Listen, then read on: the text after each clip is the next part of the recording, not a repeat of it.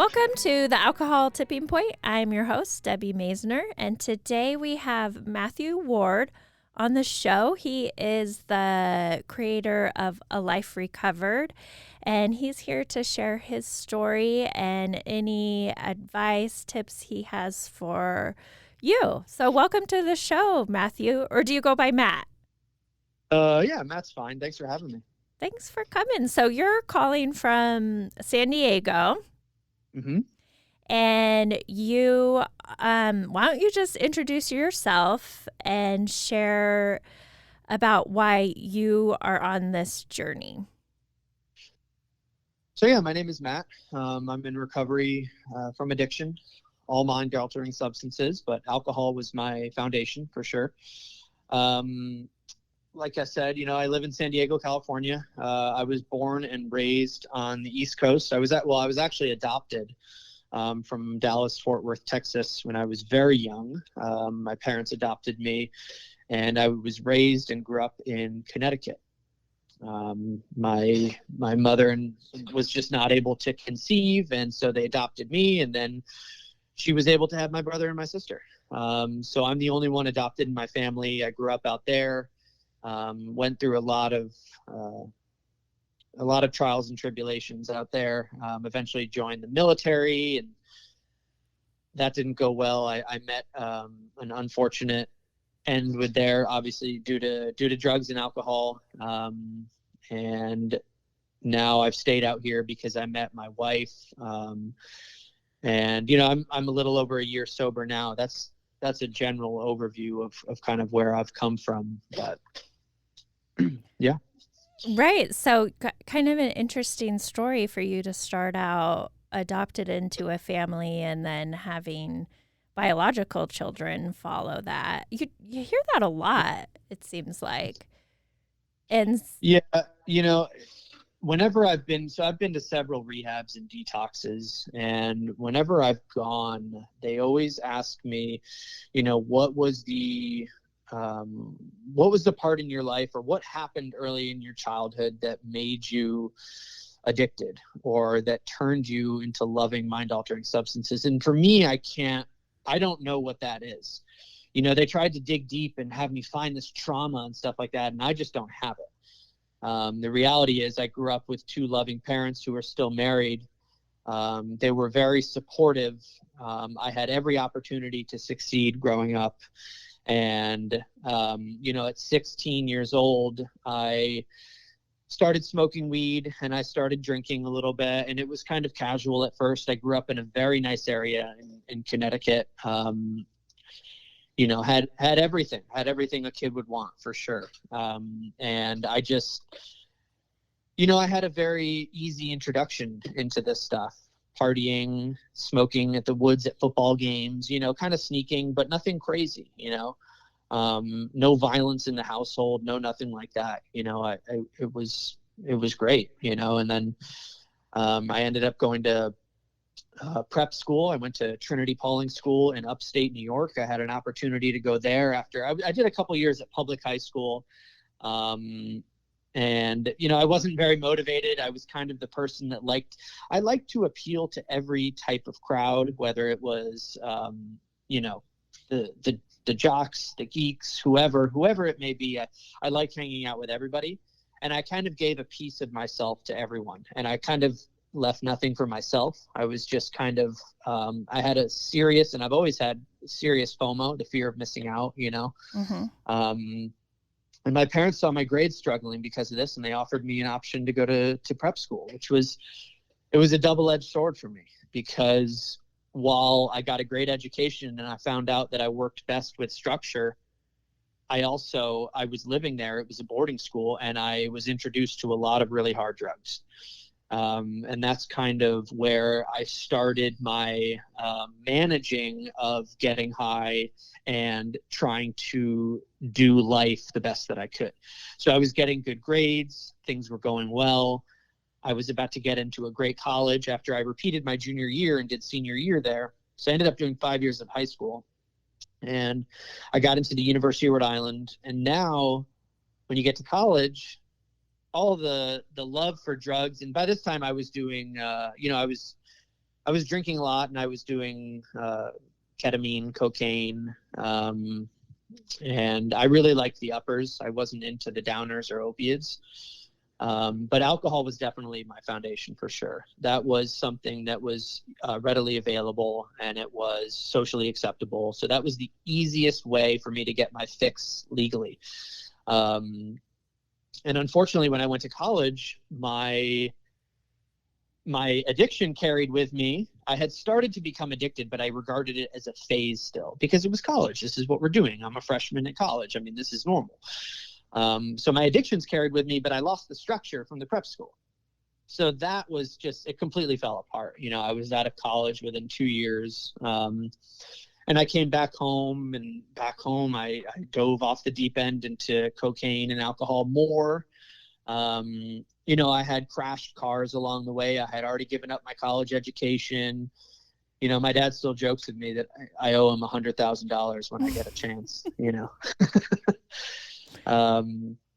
But you know, I ended up from there. I ended up joining the military. I knew that the structured environment was going to be good for me, and I figured that was something I was going to do. So I joined the military, and I was in the military for 7 years. And I was actively, all my cases legally, you know, I had an open NCIS case in the military, drug related. All that stuff has been settled, so I can openly talk about it now. I was discharged in 2018 with an other than honorable discharge from the military. I was fully addicted at this point to cocaine and methamphetamine. I was introduced to meth out here on the West Coast. And yeah, I lost my career, you know, and I'm surprised I lasted as long as I did. 7 years in active addiction of hiding. You know, in the military, drugs are zero tolerance. And I was doing drugs the whole time I was in. So for me, I had to get very good, and I did get very good at hiding, manipulating, lying, and being very secretive to not only my branch of service, the Navy, but to those around me, coworkers, girlfriend at the time, things like that. So I, you know, regardless of having my good upbringing and great parents and stuff, I turned into a pretty bad guy, a guy who was very selfish, completely ran off self-will every day, and was, didn't care who I hurt, you know. And, you know, I was discharged, and I got out of the military with an other than honorable, like I said. And the way that a lot of people get confused, they assume that if you don't get an honorable discharge, it's automatically a dishonorable, which that's not the case. So the way it goes is you either get an honorable, or you can get a medical discharge, or you can get a general discharge, or you can get a other than honorable discharge, or a bad conduct discharge, and then a dishonorable. So those are the way it works. So drugs are automatic other than honorable discharge, and anything worse than a general discharge, you get no benefits. And a dishonorable discharge, people use that term very casually, I think, civilians, because they just don't know, which is fine. But dishonorable discharges are for like rape, treason, weapons trafficking, major violations overseas in the Middle East, like things like that. Drugs are an automatic other than honorable. You get processed out because it's just standard zero tolerance. And I knew that rule the entire time. You know, I was always flirting with that line when I walked in there for our morning musters. And I lived, you know, in my program now of recovery, you know, I work AA, I work the 12 steps. It doesn't work for everyone, but it works for me. No one else was giving me a better program for living. But they did. And that's how I've been successful. So that's what I do. And in that, you know, part of that program is looking at your fears. And I always regarded fear as like, when I grew up, I was afraid of the dark, you know, fear of maybe getting in an accident when you're on the highway or things like that. And really, I didn't know that I was actually running off fear, and I was living in fear. Because people talk about how they were functional and they're a functioning alcoholic or a functioning addict. But if I'm living in fear every day when I go to work of breathalyzers or urinalysis, I don't think that's functioning. I think you're just trying to manage. I don't see how that's functional at all. In my perspective, I don't think I was ever functioning. I think I was managing. And I think that was something important for me to realize, that, I was living in fear, and I wasn't living. It was just day by day to get my fix and hopefully have my cake and eat it too. And unfortunately, I got to a crossroads where, when I left the military, my family was cut me off as well. My parents couldn't watch me kill myself anymore. I had to go. I was at a crossroads, and everybody hits that crossroads. Some people don't realize it, some people do, but everybody hits that point where you can only have one thing or the other. For a long time, I was able to, like I said, have my cake and eat it too. I was able to have the booze, have the drugs, and still have the relationships and the roof over my head and things like that. And then all of a sudden I had to choose one or the other. And for a little while, I chose mind-altering substances. I chose alcohol. I chose meth. I started shooting meth when I was out in East County, San Diego, living on my own, bouncing around halfway house to halfway house just to survive. After I got out of the military, they kicked me out with nothing. I had nothing. And I had everything. Yeah. I had everything. I lost the apartment. I lost the car. I lost my license because of 2 DUIs in 1 month. One of them, I was busted with a lot of cocaine, and I almost did a lengthy prison sentence, but the judge let me go with a lot of community service and promises to do all this stuff. And I started to do a little bit. I'll skip through all the ugly stuff because a lot of us experience that, and everybody knows the war stories, but I'm kind of solution based. Mm-hmm. But I'll tell you, I did lose everything. I had nothing but a bag of clothes and a set of golf clubs. My dad and I used to golf when we were young, and he sent me out my golf clubs, and it gets me emotional when I talk about it, but Yeah. it was the one thing I couldn't sell, Yeah. So, do you still have yeah, those golf clubs? I do. I still have it. It's the one thing I kept. Yeah. The one thing I kept. I just couldn't bring myself to do that. Mm-hmm. So, as far down the scale as I went, there was hope, Yeah. And I met a girl. I had pushed everybody out of my life at that point, but I met a girl in my addiction. Her name is Janet. She's now my wife. And she saw, living at the halfway house for a bit, she saw that I was able to have a day here or a day there of sobriety, and a little bit, sometimes weeks at a time. And, I would get kicked out of sober living, have to go to another, or, and finally, she said, "This isn't working. Why don't you move in with me?" And that was a big risk on her part. Mm-hmm. We were not dating at the time. I had met her offline on a dating app, and I was out just lying to women and manipulating and telling them this wonderful story of how I was this great military guy. And it was all bullshit. It was all fake. And with her, I told her the truth. It was, our time spent together was just sitting down and having conversation. It was just one of those things where, like, we had met and it was just amazing to talk to this person. She was in my addiction and the craziness and the psychosis from the drugs. She was the only normal thing I had going. And it was like, that was it. She was the only normal piece of my entire day. And some days she wouldn't be around me, but some days when she did, she eventually offered me to stay with her. And I stayed with her. I had some time in sobriety, and I said, I need to go back to rehab and get this foundation again. Because in the military, I had been introduced to AA. Mm-hmm. But I went to rehab 4 times. I went twice in the military when I was active duty. And all of the programs I went to were AA based. They were 12-step based. And so they introduced me to AA, and I liked AA. Like, the people there looked genuinely happy. And when I sat in those rooms, I was brand new. But I was kind of sold on it because these people look genuine. I was like, they can't all be messing with me. They have to. There's something going on here that I don't know. And I was easily accepting step 1. I am powerless over alcohol. I knew that. Absolutely. I I self-referred in the military at first, trying to save my career because I knew I was in deep.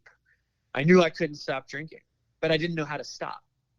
I had no idea how to stop. I couldn't envision a life without alcohol. I mean, it was my best friend. It got me to talk to women. It got me through the day. It got me, it just solved everything for me. I couldn't go to family events without a drink. I couldn't do anything or exist throughout the day without having that rush of dopamine or that temporary escape from reality. Like, I loved it, and but I ended up going to rehab after I was with Janet, who is now my wife, and I had a spiritual experience. I went to rehab in Anaheim, California, and I was back in AA, and this time I was willing to do 100% of what they said. I got a sponsor, and I started working the steps. And in the past, I kind of bounced around. I did the steps that I wanted to do. I didn't want to do a thorough fourth step and take an inventory of myself, because that stuff's rough. I don't want to look at myself. I still wanted to keep my ego alive, and I didn't really want to practice humility. So that's why I failed in the past. And this time I looked at all that stuff, and I found success. I came back from 58 days of treatment, inpatient. I had a new outlook. I had a spiritual experience there where during a yoga session, and I regarded spiritual experiences as only for those who, take vows of silence, or are, monks, or people that live among mountaintops in the mist and stuff like that. Yeah. I didn't realize that stuff was available to me with a clear mind. I didn't realize that I was able to have an experience like that. And I did. And I realized that if I put 100% into this thing, I'll probably get 100% results, because I had put 100% into things in the past, and I had good results. I lost my way in a lot of things. I didn't follow through. This time I was ready to follow through, and I came out of there. In 2020, I got married to this girl. She's my wife. And I got a great job. I currently work for Allstate in the insurance industry. And it was a lot of work to bounce back from all that stuff, I had those arrests and that legal trouble in 2018. So my boss took a real chance on me here at my job. He took a complete gamble. I mean, I had a serious criminal record, but I was able to get a job here because I had no financial crimes. And now I run the sales department here. I'm the leading force of the company. I took us to top 12% in the nation. You know what I mean? So like, I was always capable of this stuff, but I couldn't do it. I was not able to do any of this stuff unless I got sober. And unfortunately, though, my alcohol issues didn't end there. I relapsed on September 17th, 2020. I had good money coming in. We were looking at buying a home. I had just gotten married in July. I was only married for a couple months, and her and I both thought this was behind me. I had started the A Life Recovered page in July 2020, which we'll get to. And I relapsed. And I relapsed on a mind-altering substance. It wasn't alcohol or drugs. It was just a household product. And it was a computer error that I saw at her computer, and I was looking at it for weeks, knowing that error, if I hit it, I could get high off that. And I just disregarded it because I told myself that I was stronger than that, and I work a program, and I talk to people on social media, and I'm this guy, and my ego was a little bit inflated, and my book was collecting dust, and my big book was collecting dust, and I hit it one day. And it doesn't have to be a drug or a drink or anything like that can take me back to where I was. A can of air took me back to lying, manipulating, calling out of work, not telling her the truth, stealing. I went and stole these cans of air from Office Depot so I could get high, and I completely had the money to pay for them, but I didn't want to. I wanted to steal them, and I got caught, and I got back into the rooms of AA after 2 days, and now I've just hit a year sober again. And on September 17th. So I'm just a little over 13 months again. And that takes me to today with you. Well, congratulations. Thank you. It's been a long road and journey for you. And it's so great that you found things that work for you and people that believe in you and community and all those different aspects. But most importantly, like you found something within you to be strong and now be helping others. Yes. So tell me about A Life Recovered and why you started that and what that's about. So I started A Life Recovered on Instagram in July of 2020, right before I got married. We were like 4 or 5 months into the pandemic at that point, and I had seen a lot of my friends relapsing,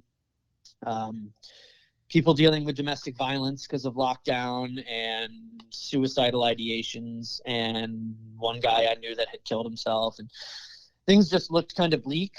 We didn't kind of know when we were going to come out of this thing, and I was so gung-ho on sobriety that I was like, you know what? And I was locked up in my house. I was like, this is really my only outlet. I mean, I was working out from home. I was working from home. I was locked in a house. And I mean, quite literally, we couldn't leave at one point, So I started this page, A Life Recovered, to provide a platform where people could go and share their stories on whatever struggle that they go through. So most of the stories and it was hard at first, because I had 25 followers or 30 followers, and I was asking people to share their story, and they're like, dude, I don't even know you. You have a small following. Like, I don't know. I'm not sharing my personal stuff with you. So it was really hard to get off the ground. So I had to share stories originally that were people that I knew, friends from the Navy, but they're really good. They're unbelievable stories. Like some of the very beginning ones, if anybody wants to go check it out, some of the very beginning stories were wild.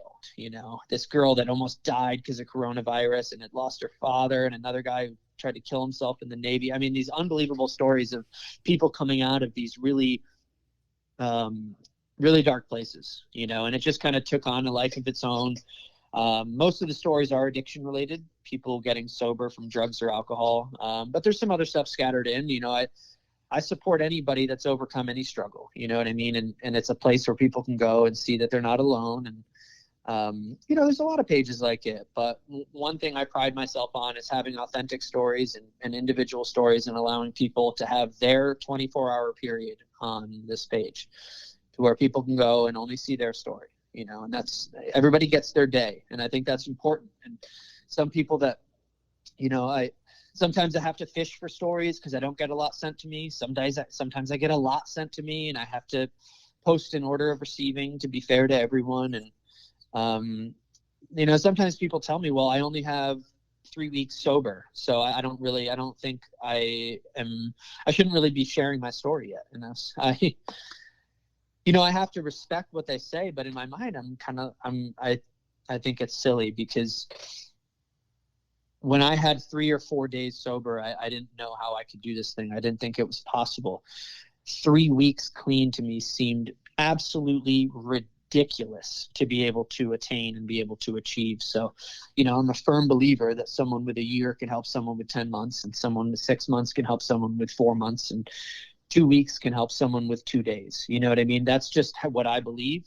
I think it's true, and I've seen it work miracles. And I think that the people on my page and the people that are going to share in the future are absolute miracles, because I know how hard it is to come out of this thing. It took me a long time. It took me 15 years of misery to be able to come out of this thing. So anybody with a little bit of time, or, getting away and breaking ties with that spouse that's abusive or verbally abusive or things like that, I think is a miracle. It takes a lot of strength and hard work, and I want people to see those stories. Yeah, it's so important that we think when we're vulnerable that we're weak, but it actually makes us stronger. And it's just, breaking the stigma seeing so many different people from different walks of life, and but just all being able to overcome. Right. It's beautiful. What's Yeah. been um most surprising about the page and the stories? Most surprising about the page. I would say the most surprising thing about the page is the amount of people now that actually want to talk about what happened to them, and the amount of trust that they put in me to share their story. Some of the men on here have shared stories with me about them getting sexually assaulted by other men. And they've never told anyone, and they open up to me about it. And I ask them questions, and sometimes I ask them if I can pry a little bit and ask them more, so it builds the story and I can get this stuff out there so people know that this has happened to them too. And it's unbelievable. I take it very seriously because a lot of the men and women open up to me about serious, like really bad things that happen to them, like really awful things, like things you hear about, not even in the news sometimes, you know what I mean? And they trust me to put that stuff out in a manner that is okay with them, and that it's just unbelievable what people will share, and want to share, and how healing it is for them. It was kind of, at first it was like, okay, let's just get some content, and now it's like, these people are getting value out of this, and I think that's the most amazing thing. Is people actually they message me back and they're like, hey, that writing down that part of my life has completely freed me of some of the binds from the past. You know what I mean? Like, I get stuff like that, and it makes it all worth it. Yeah, very meaningful. Yeah. Well, what would you mentioned that you're solution based and focused. So what are Yep. some of your top tips for someone wanting to change their addiction? I'd say my number one thing is, for me, I had to realize that I didn't really know what's best for Matt Ward anymore. For a long time, I thought I had all the answers. I thought in any given situation on any 24-hour period, I would make the best decision for myself. And I know what's good for me. And you can't tell me otherwise because you don't know me. You're not walking in my shoes. And I had to accept help from another man. And women have to accept help from another woman. And I think trusting that another individual might know what's better for you is one of the first key parts to recovery and being successful at long-term, like sobriety or anything, seeking outside help and putting down your will and giving it up to a higher power. And that doesn't have to be anything religious based. You know what I mean? That can just have trust in a group that you attend or anything like that, Yeah, I think that's the number one thing for me, for sure. And, I think working any sort of program is important. A program, obviously I worked the 12 steps, but I think, there's a ton of programs out there that are beneficial to people. Some people like the 12 steps, some people like smart recovery, the cognitive based stuff. Some people like celebrate recovery, which is very religious based. I've been to all those meetings. Some people do NA, AA, some people just do therapy or intensive outpatient, but having some sort of program and a little bit of structure in the beginning, I think, is key. Another very key thing, I think, is if you're trying to get sober, you have to build a sober network. You're not it's very hard to be successful when you're surrounded by the same people or the same places or the same things. If you're not, in early recovery, I may not be able to go to those bars. I may not be able to hang out with that group. I'm not saying that they're bad people, but right now our values and our values just don't align right now. So I have to take a step back. I have to remove myself from that. And knowing and actually doing those things I think are crucial. And a lot of people say, I've noticed on Instagram, a lot of people say how all these people, force drinks on them, or, all these people at restaurants, they won't let up with trying to offer me alcohol and stuff like that. And like, I haven't had that experience. Anyone I've told that I'm getting sober or I don't drink anymore has been more than supportive.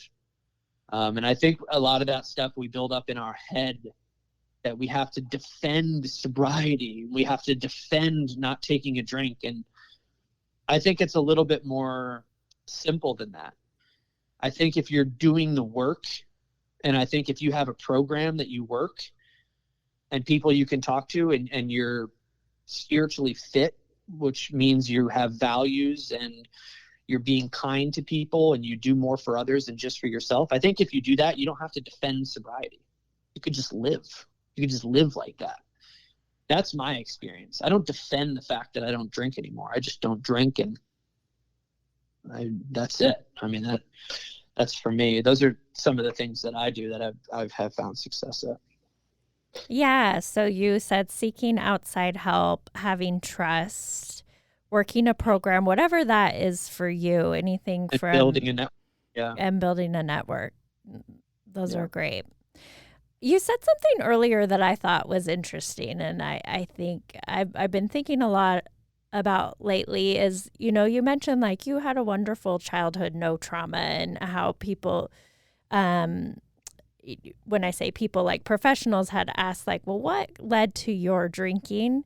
I think it's important to just distinguish, like, anyone can become addicted.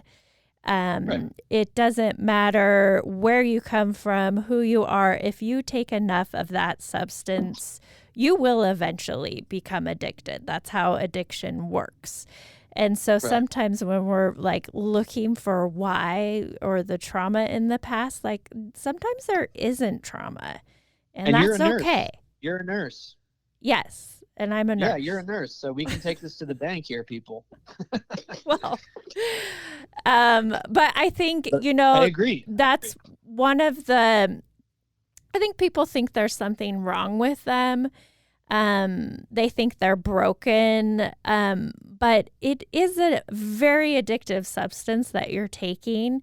And it could be anything. It could be gambling, it could be sex, it could be the alcohol, the drugs, but addiction is addiction. That it's that dopamine hit that you go after again and again, and we are all vulnerable, and especially in our world right now, where you can get a quick hit of anything, including Instagram. Like, we are all vulnerable to addiction. Yeah, Yes, I totally agree with the social media part. I've been there. Yeah, it's interesting. I've seen a few people that are like, you know what, I think I need to back off of Instagram or something, like, because I find myself checking, who liked this post, and who, it is kind of a constant hit in your phone. It's positive. It can be positive, and like you're using it for very positive things, but it can also just kind of take you back down that track. Right. I agree. And then the other thing I thought of too is you had quite a struggle, and I noticed in some of the stories that are shared on A Life Recovered, like not everybody hits rock bottom. No. Like I wouldn't say that I hit rock bottom and was more of a gray area drinker. So it's like you don't have to hit rock bottom to want to change your life and to recognize that your life could be better without this substance. Like you. Right. But I also think everybody hits rock bottom at some point. It's just there's varying degrees of rock bottom. Yeah, and then you can go lower. Yeah, that's what I mean. Like some people, I'm a firm believer that you only are willing, most people, or I should say me, I was only willing to change when I had decided that I was in enough pain. Mm-hmm. me and many others that I know, we only change once we have decided that we are in enough pain and we can't go any further with this, because I tried every other option, every other avenue. And eventually I was in enough pain to make a change, and that bottom looks different for everyone. Yeah. For some people, that bottom may just be an argument with their spouse. For others, it could be, suicide attempts or, really, crazy stuff. There's a story I shared today was a guy that, was in and out of places, was on Skid Row. And, he had a pretty vicious bottom and a heroin user. And it's different for everyone, like you said, totally. So, Yeah. But I just love that we are all capable of change. yeah, Uh, absolutely. so how has your life changed and like your relationships and your family? You mentioned that you had cut off or they had cut you off. What's your relationships like now? It's funny that you asked that. I actually just got back from visiting the East Coast. I went to Connecticut a few weeks ago for the first time since Christmas of 2016. Wow.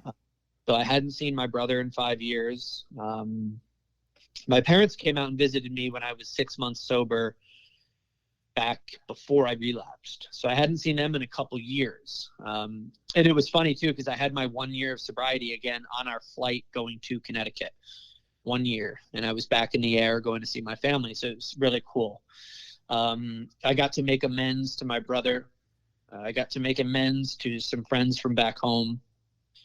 And I have all these people in my life again, And when I make amends to people and I let them know that I'm trying to change my actions, attitude, and behavior, some of them tell me, dude, I've had people tell me, dude, F off. I don't care of what you're doing. You did these things in the past and I don't care to talk to you ever again. And that's okay. Because part of what I have to do is a little bit selfish. I have to keep my side of the street clean, and I have to clean my side of the street in order to maintain long-term recovery. I have to do that stuff. Whether they're accepting of it or not, I can only write it as best as I can. And Yeah, you're entitled to your story and they are to theirs. yes, totally. So, yeah. So what do you see for your future? So I'd say, well, and actually, let me go back to that. Sorry, I just had a customer walk in. We can cut this part out later. But yeah. So I'm currently in school right now for psychology, and the end goal here is to pursue addiction counseling. Great. And that's my end goal. I'm in my bachelor's program right now at National University. And yeah, that I want to do this stuff for a living. I love what I do now, and I have a great boss and a great mentor. But that's my goal, is to make money by doing what I love and do this stuff full time. And I've realized that through the page of Life Recovered. Yeah, and that it's already so helpful. You're already helping people. Yes. So remind everyone where they can find you. So you can find me at A Life Recovered on Instagram. My name is Matt Ward, and I'm in recovery, and would love your support on the Instagram page. And if you'd love to share your story, feel free to email or reach out anytime. And either way, whether you share or not, I'm always there to talk. I respond to every single message I get. I think that's important, and that's something that I stick to. So, well, thank you. Thank you so much for sharing your story and having this page for other people to share their stories. Yeah, absolutely. Thank you for having me. Attention, Idaho and California residents. If you're shopping for a mortgage, contact PacFi, a mortgage brokerage with the top wholesale lenders in the nation. They are committed to simplifying the mortgage process, saving you time and money. Call 858-442-7048 or visit pacfi.com. NMLS number 1462943, Equal Housing Lender.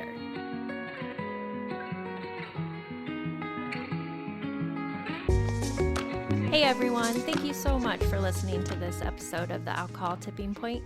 I'm always here for you guys, so please feel free to reach out and talk to me on Instagram at Alcohol Tipping Point and check out my website, alcoholtippingpoint.com. Again, I hope you can use these tips we talked about for the rest of your week. And until then, see you next time.